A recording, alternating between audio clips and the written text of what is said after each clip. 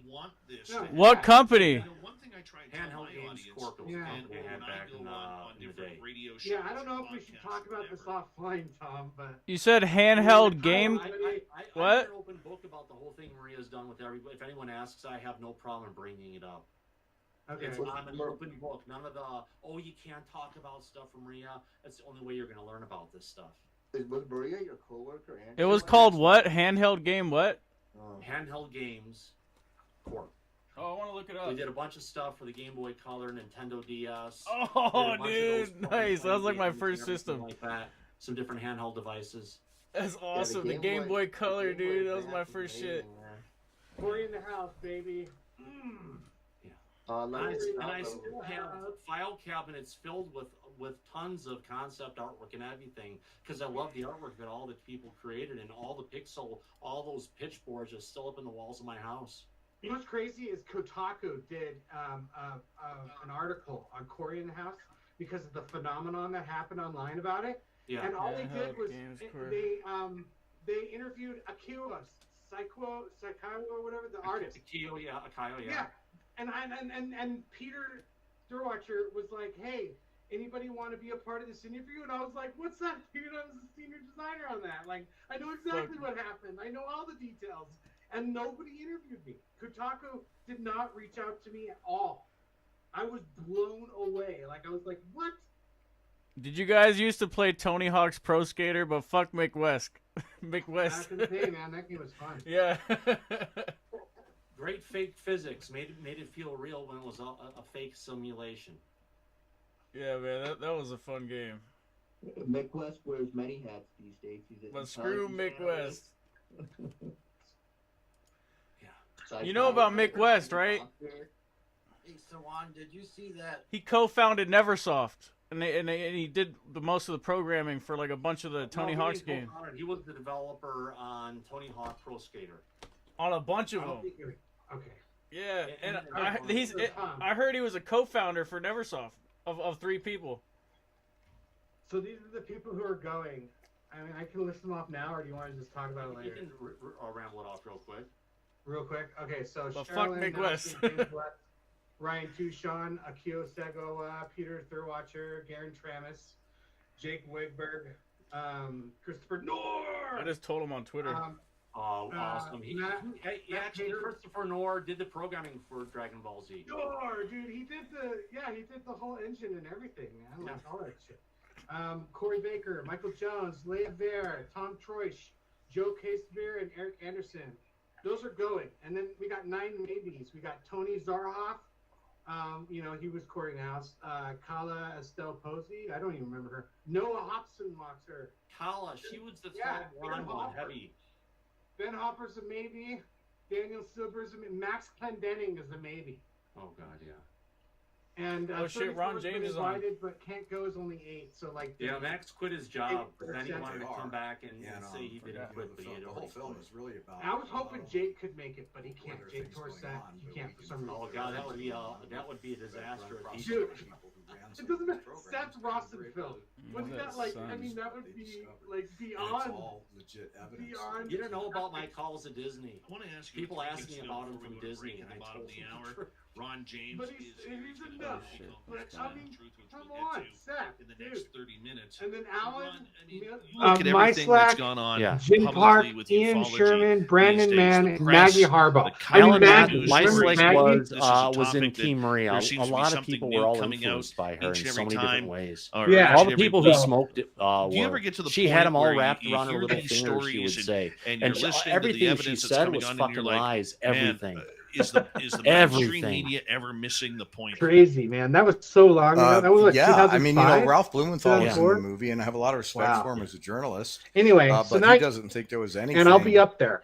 And organized for 2017 hopefully, rollout maybe of you information, can and I figure think something that out, that's man. kinda silly Put a because bubble on your head or something. I don't know. very, Let's very go, strong dude. Let's do evidence this. I just that sent you my phone that's number not the case. on This thing was planned from the Google beginning. and I think on, the Google, mainstream on media, Facebook Messenger. Danny Sheehan is in the Yeah, movie okay. talking about how the mainstream Yeah, media we'll figure it is out. Let's go compliant, crash a and he party, would bro. know Let's because do I it. might have to attorney crash it. for Even just stop in for a little bit. I just have to be we have careful a because I got compliant media Cupcake that here. for the most And part is Cupcake's helpful. 19 years old now.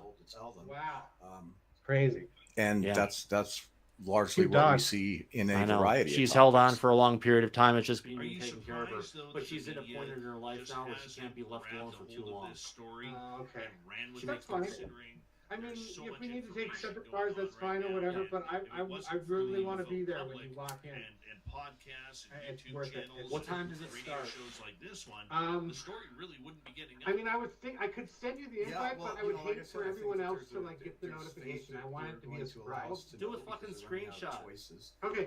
And All right, I will. I'll send send it it to to you. There's things they don't want us Okay. to know. Messenger. And there's a certain Okay. group of people that are managing Dude, let's this do at the this. same It's level gonna be amazing. that tells the press what to do. If only we could from get the a bunch same of level that bobbleheads distributes and like information pass to them out. manipulated forms of outlets. And Oh, so, man. yeah, it's all still being run. No, there's not. I know.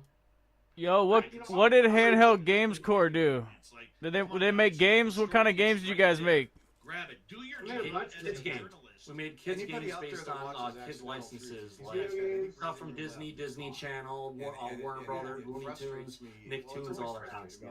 Yeah, and you can look them up now on YouTube. There's a guy who reviews them all. What's your favorite game? Play through every level, like so you could see everything we've done. Just do a search for handheld games, plug and play on YouTube. You'll find this guy. I think I did that I worked on was probably Dragon Tales. You know, it's just a The sad first thing. one. Okay. Game Boy Color. Hey, I used to love Dragon Tales. Yeah, that's what's up. When I thought it was never going to see the light of day. Yeah, there's a lot, and then Korean House, the phenomenon with Korean House.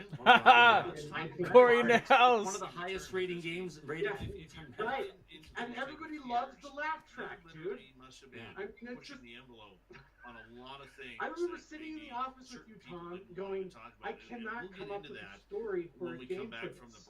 And you came up with the bobblehead thing. And it blew my mind. And I was like, dude, that's brilliant. Like, because you were my mentor. Like you said earlier in the video today, like, you know, in training.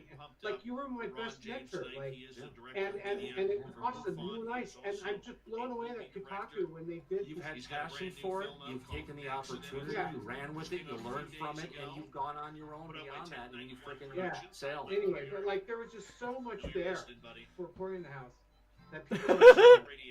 Amazing. With our special guest Ron James tonight. Anyway. UFOs. Good times. Corey in the house. I got my camera going. Yo, that's dope, man. Enough time to go ahead and have coffee cups made. All right, Ron. Maybe. No, I'm talking about bobbleheads. Bobbleheads, yes. Oh, okay. We got about 5 minutes here. I'm texting Paul Heine, Captain. No, that's fine. Birthday. You know, bobblehead. What we're gonna do bobblehead about Corey in the house. I still have all the original 3D models and all the artwork is still here on hard drives. That's cool. I just went and bought a couple 14 Paul, I'm terabyte, taking a break while I hard do drives. the I've been Dave bringing Scott show. all the I wanted old to data say back happy online, dad's so I have instant birthday, access to it. And Dave wants me to. Why? You I should don't just know, do but this I'm in volunteering boss. for it. Yeah. Ron James. What was the shirt that you said you had? Hmm? What you said There you you had a go. shirt that Got said in trouble something on? What was with it? Appreciate that. Oh, the shirt I used to talk about, it would say X-Lax on the front, on the back, because I make shit happen. Oh, okay. I was saying, like, you should have a shirt that said boss. And then you walk in, like. Paul Hynek. For people who've never met But the thing, Paul Hynek, if I walk in, I not probably only have is to wear a he fucking face brilliant, mask. No. Oh, well, whatever. No. That's our close friend Ron James, dude. He does the tech with us and stuff and playing the whole citizens hearing with us. A cold can put me in the fucking hospital. That's the problem. Yeah, but those masks don't work unless you have No, an yeah, N95. it reduces the risk in general. He does everything, man. He's the best. But if it lowers the percentage of stuff, I've got the N95 wonder masks. I'm not wearing a face diaper. Saying, oh, well, it's not Okay, well, whatever you want to do, man, but at least you know now. And I'll be up there, so I'll be more than happy to pick you up if you want to ride in my It's bug. Blob. Or we can take your car. You got a pimp car. Unless you got rid of it. You got something else. I have something else. I have a Camaro SS convertible. Dude, we need to. Damn, Oh son. God. Flex. Why the fuck and get out your freaking Camaro? And what? I don't want to ask any questions about it because I want to make. What is a sure I Camaro ask S? them on the air? What is a 'cause Camaro? the last- 2016, last to generation of convertible. during the break. I need to go run after Cupcake. Okay, sorry. We'll talk later. That would really suck. And you guys all had a chance to Camaro watch it. SS convertible. You know what? I just saw the premiere. That's it. That's pretty dope car, man. I just got the trailer. Yeah. Paid for. No payments. Yeah. Don't I worry. think I rented one when I was in Hawaii. journalist, Ron. I think that was a Camaro I rented. That was fun.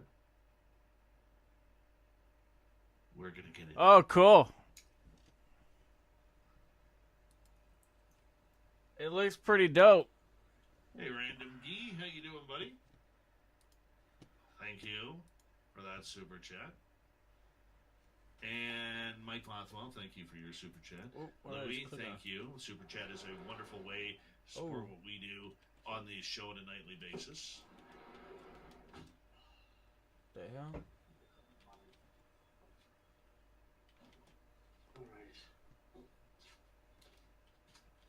And then there were 4. There were 6. Who's left? All right, I need to shut this down for me being behind the desk. So you guys got to meet someone from my past. How about that? I've seen that.